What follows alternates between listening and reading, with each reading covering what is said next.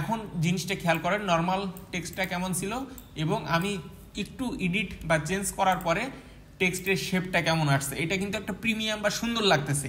আসসালামু আলাইকুম, হ্যালো প্রযুক্তিবাসী, কি অবস্থা, কেমন আছেন? I hope you are well. আমি সবুজ আছি আপনাদের সাথে।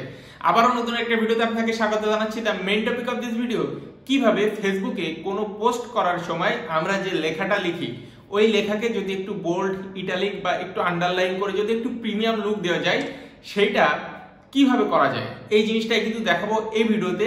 আরেকটা জিনিস বলে রাখি, এই যে টোটাল প্রসেসটা এটা কিন্তু আমি কম্পিউটারের মাধ্যমে দেখিয়েছি। আপনারা চাইলে কিন্তু মোবাইল দিয়েও সেম প্রসেসেই কিন্তু এই কাজটা করতে পারবেন।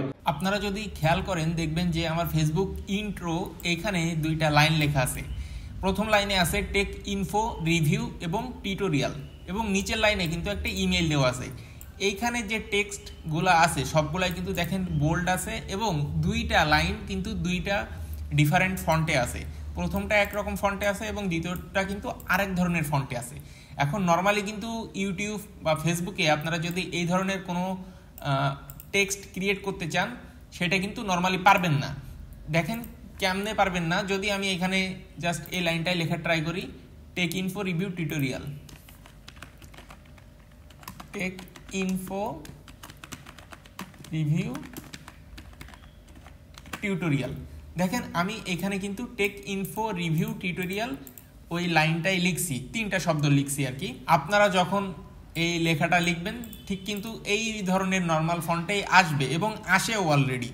সো এটাকে আমরা যদি একটু প্রিমিয়াম লুক দিতে চাই সেটা কিভাবে দিতে পারবো, সেটা দেওয়ার জন্য আমাকে প্রথমে এটা কপি করতে হবে। আমি এখান থেকে কন্ট্রোল সি দিয়ে কপি করলাম। এইটা করার জন্য কিন্তু আমাদের একটা থার্ড পার্টি ওয়েবসাইটের শরণাপন্ন হতে হবে। এই ওয়েবসাইটের লিঙ্ক কিন্তু ডেসক্রিপশন বক্সে থাকবে, আপনারা ভিজিট করে নেবেন।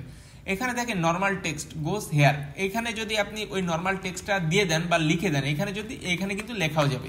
আপনারা যদি লিখে দেন দেখেন পরবর্তী আরেকটা পার্টে কিন্তু সেম এই যে নর্মাল টেক্সটের কিন্তু আরেকটা কপি আসছে, বিভিন্ন ফন্ট বা বিভিন্ন ডিজাইনে কিন্তু আরেকটা কপি এখানে দেখেন আসছে, বহু কিন্তু আছে।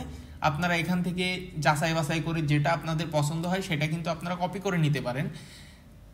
আপনাদের দেখেন এখানে অনেক আছে, দেখেন। আচ্ছা ধরেন আমার এখান থেকে এইটাই পছন্দ হচ্ছে, একদম নিচের এইটা পছন্দ হচ্ছে।